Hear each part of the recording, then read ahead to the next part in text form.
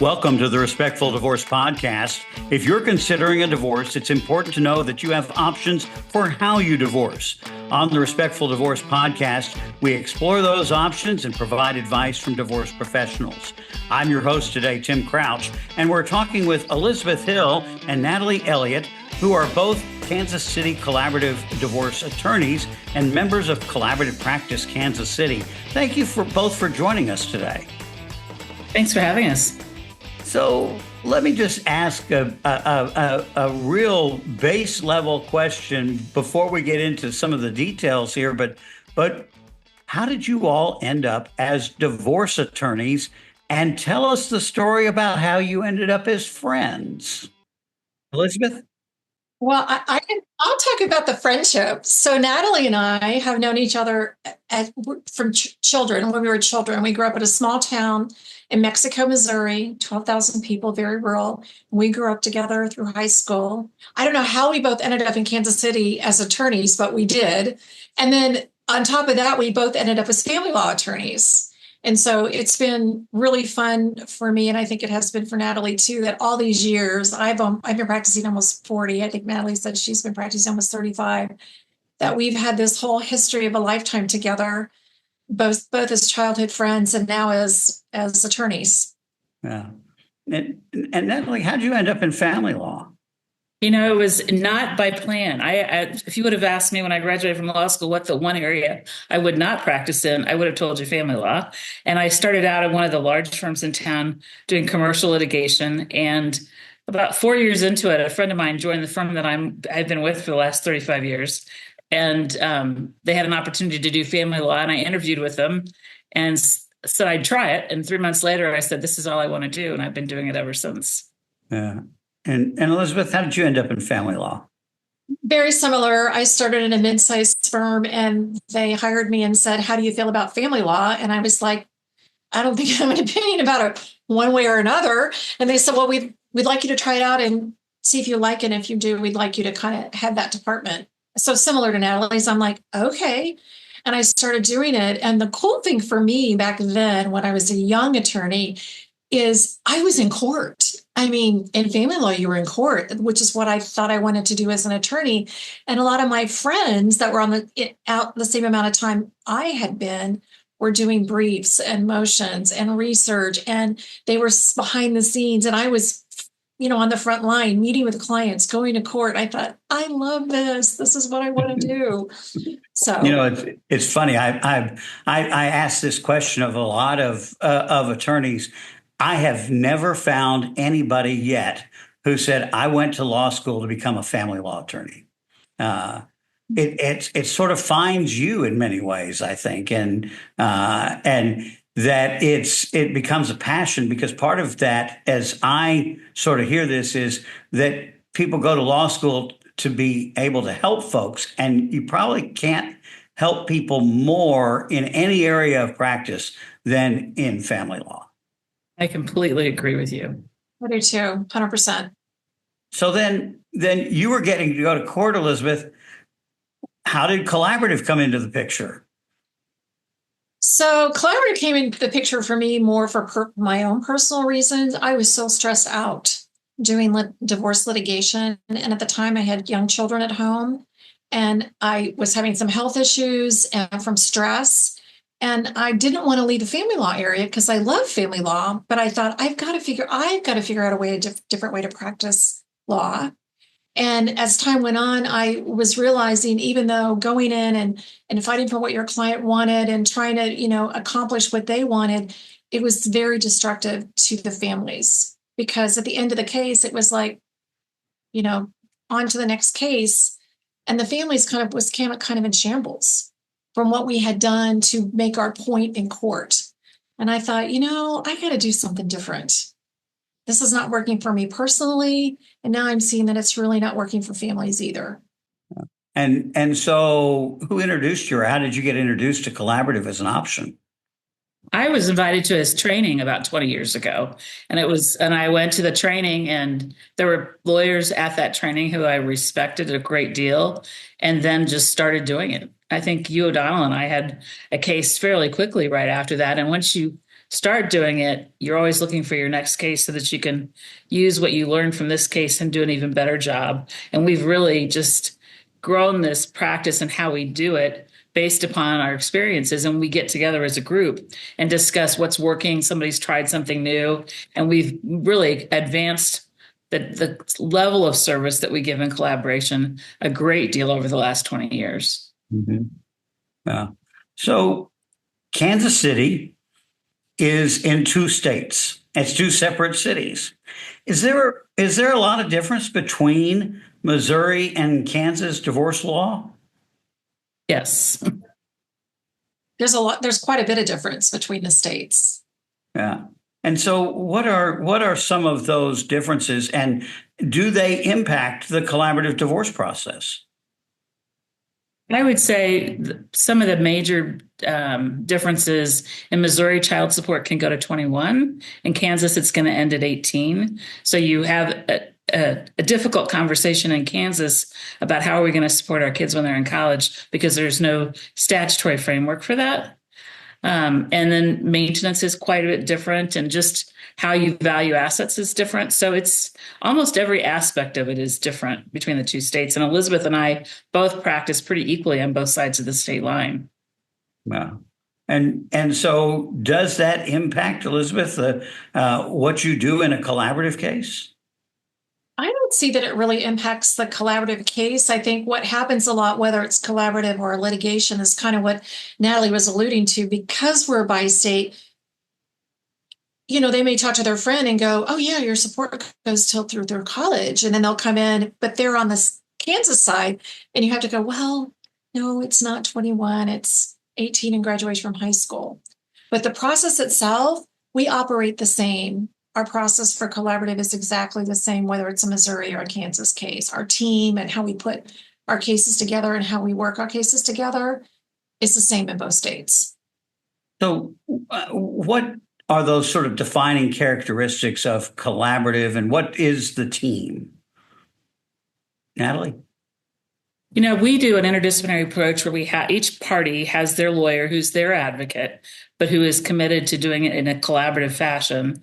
And those two lawyers pick two other team members. One is a financial neutral, which is usually a certified divorce financial planner, and the other is a mental health coach who helps with communication and parenting plans, and the things that they're better at than any lawyer would be in terms of helping them understand developmentally what their children are going to need post-divorce at different ages and the like. And so we put together that team for them, introduce the team, explain what everybody's role is, and then we just get started.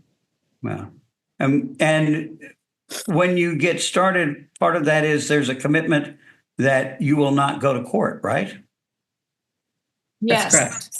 Our participation agreement that we sign. So we have a participation agreement that both parties and the two collaborative lawyers sign. We sign the same agreement that says we're not going to court. And then the other two team members have similar agreements that say they will not go to court. Our coach will say in her agreement, he or she's not going to court, and financial neutral will do the same. So why is that significant? Why is it significant to have that signed agreement that you won't go to court? This is a no court process. From my perspective, a lawyer can't wear two hats at the same time. And if you're committing to proceed with the case in a collaborative fashion, you can't worry about being the litigator in the same case later. And so we have to really carefully define what our role is. And I also think it kind of is the glue that keeps everything together, because it's so easy, when you're a litigator and you're trying to settle a case and you can't get it. So you go, well, we're just going to go to court. We're just going to get a trial date. We're going to set depositions. We're in collaborative. When things are tough, we're digging in. We're digging in because we want to keep them in the collaborative process, and they want to stay in the collaborative process. So instead of going, well, let's just go to court, we're looking at options. We're creating options. We're looking for solutions. We're exploring different avenues, maybe having them go explore some different options that might be available to them, and then coming back to the group. So we're collectively working together, all 4 team members, to support them to create an outcome that's the best it can be for their family under those circumstances. Let each of you ask this, and Natalie answer this. Natalie, I'll ask you first. Have you seen the collaborative process make a difference in your clients' lives?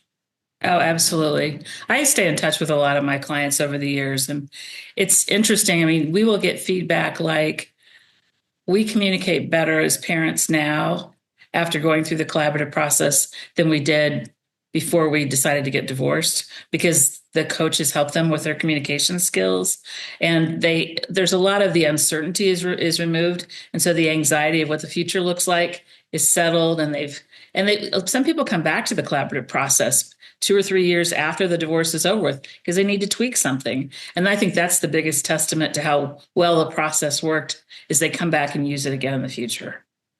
Elizabeth, have you seen it make a difference in your clients' lives? Same as Natalie. I get the kindest emails or personal notes later saying, I am so glad I handled my divorce collaboratively. I'm so grateful. I felt so supported. I hear that a lot. I felt really supported in the process. I felt heard. I felt like what was most important to me was discussed. And then to kind of to what Natalie's saying is once you start the process and they see us as a team modeling collaborative and communication and sharing ideas, and they kind of become a part of that process, it does change the way they communicate with one another, which is such a great stepping stone to being co-parents. After the divorce is over, after the process is over, they're still together. And that's what sets collaborative apart from litigation. Litigation, the case is over and they have just been going at it. We all walk away. Where in collaborative, they've worked together to create a different, model of parenting for themselves and their children together with a coach. And it's been so thoughtful and well thought out and discussed. It can really be a beautiful thing. Yeah. The way you describe it, it sounds like it's easy. But I've talked to enough collaborative professionals. This is not an easy divorce. This is not a kumbaya divorce, right? No, I mean it can be extremely challenging, and just in any other venue. I mean, every family is different, and every family has different needs and interests. And so during that process, we're constantly assessing and sharing among the team what we've learned, so that we're all have all the information we need, so we can all collaborate to come up with options for them, because ultimately it's their decision on how to resolve the case. But it's our job as team members to listen carefully to what their interests are and then help them develop as many options as we can to see which one suits both of them the best. Yeah. Elizabeth? It is not easy. There are times when you're just like, wow, there's a lot going on here. But what I always come away from collaborative thinking is, as hard as that case was, could you imagine what their family would be like if it was in litigation? I mean, I just can't wrap my head around that sometimes, because we do work so hard with the family and with the neutrals to get them, to a place where they have an agreement. But it's not easy. And that was probably the thing that shocked me the most when I started doing collaborative, because I'm like you, Tim. I thought it was going to be kumbaya. We're all going to sit around the table and, just reach these agreements. And I find that, I think Natalie would agree with me, the longer we've done the work, the more complicated the cases have gotten, either from a financial perspective or mental health. A lot of times there's mental health issues. There's neurodiversity with one or both clients. There's all kinds of things going on. And navigating through that with a coach, a divorce coach, and the mental health perspective is something you don't ever see or have in litigation. To either understand your client and be a better communicator as the attorney representing that client, or to understand the other party and what kind of communication is needed with them to be able to come to a resolution. So we're doing this Respectful Divorce podcast before Divorce with Respect Week. What does respect mean in a divorce? What does that look like in your opinion, Elizabeth?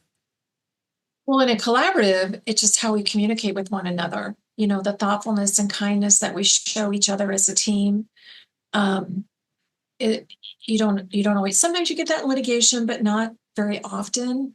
And just communication, like between sessions, if Natalie and I have a, I will call her and go, I just want to share some things with you. And I just want to know, or I felt like maybe something kind of went off in that meeting. Did I say something that hurt or offended your client? I want to know if I did and how I can be better in the next meeting. Or she might call and say, I just want to share this with you because I feel like this is going to come up and I don't want you to be surprised and maybe be thinking about how you want to tend to that with your client. You don't ever get that in litigation. I mean, that never happens. But we do it in collaborative all the time. All the time. And Nathalie, for the clients, respect might be harder to come by when they're mad at each other, right? Well, I will tell you that they also chose the collaborative process. And so when we meet with them for the very first time as a whole group, we talk about what that process looks like and we talk about what's expected of them. And I think if we do a really good job in that very first meeting, we kick things off right. We talk about how we're going to have complete transparency. We talk about how everybody's going to have a voice in this process. And so if we start to notice some stumbling in that, we can always go back to that conversation and say, remember, we signed an agreement that says this, and we talked about this, and there has to be complete transparency. And we want to serve everybody's need for information. And sometimes it's a matter of just taking a break. It's hard work. And so, Elizabeth and I will watch the participants' demeanor. And if you see that somebody's just starting to shut down because it's just gotten to that point that it's too much, we'll say, let's just take a 10-minute break and let everybody just, get up and stretch their legs. Because sometimes you just have to worry about what their needs are at that moment. Now, you all are members of Collaborative Practice Kansas City, and you're participating in Divorce with Respect Week. What is Collaborative Practice Kansas City? Our practice group is by state. So we have our group is comprised of both Kansas licensed and Missouri licensed attorneys. And I would say at least probably 60 or 70% of our group does practice in both states. And then we have 4 divorce coaches and we have 3 financial neutrals.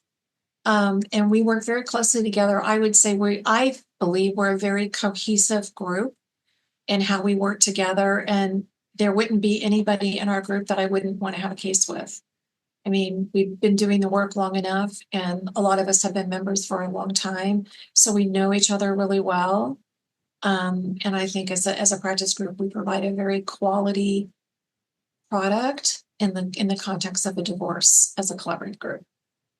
So if somebody wants to get a hold of either one of you, Nathalie, how can somebody reach you? I think all of us that are a part of this group are listed on the practice group's website. And then I think each of us have our individual websites that have blogs and information regarding collaborative practice that they can look at. And also by not only by email, but by just calling. And we're happy to talk to anybody about this process and how it differs from litigation. Yeah. And what is your website, Nathalie? It's LevyCraigFamilyLaw.com. Okay. Elizabeth, how can somebody get a hold of you? Same as Nathalie. I mean, we have our group, and actually our collaborative practice group has a phone number that anyone can call, and then they would be somebody would be assigned to call them back. And then they can also look at all of our profiles and reach out to anyone that they feel like resonates with them on our group practice website to have a consultation. Yeah, and your website, your firm's website? HillLawFirm.com. Okay. We're going to put links in the show notes to both of your websites. We'll also put a link to the practice group's website and to divorcewithrespectweek.com. That's an opportunity for people to get a free consultation during Divorce with Respect Week, which is March 3rd through 9th. Thank you both for joining us today on the podcast. Thank you, Tim. Thank you. This important programming note, Divorce with Respect Week is March 3rd through 9th. During Divorce with Respect Week, you can talk with lawyers, divorce coaches, divorce financial experts for free. To learn more about the divorce process and your options, simply go to divorcewithrespectweek.com to find professionals near you. That's divorcewithrespectweek.com. This is Tim Crouch reminding you that collaborative divorce is a better way to untie the knot.